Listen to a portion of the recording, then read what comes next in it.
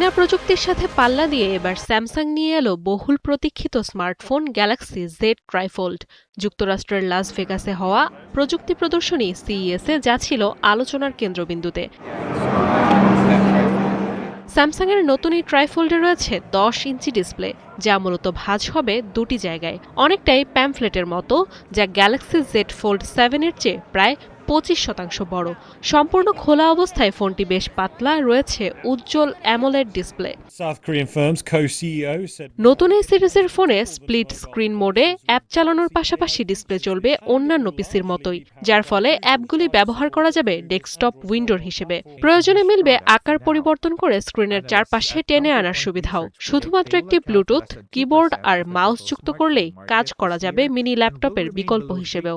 এছাড়া ট্রাইফোল্ডের ক্যামেরা স্যামসাংয়ের শীর্ষস্থানীয় গ্যালাক্সি S25 আলট্রা ফোনের মতোই। থাকছে 16 জিবি মেমোরি, 512 জিবি স্টোরেজ সুবিধা, মিলবে উন্নত ব্যাটারি সক্ষমতা।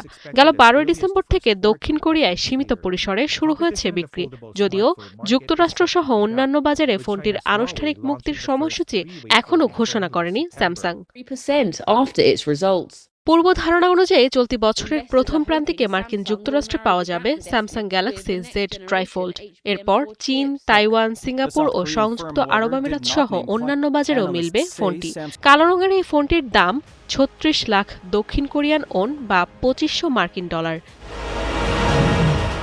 নাদিয়া ইসলাম তুলি, ৭১।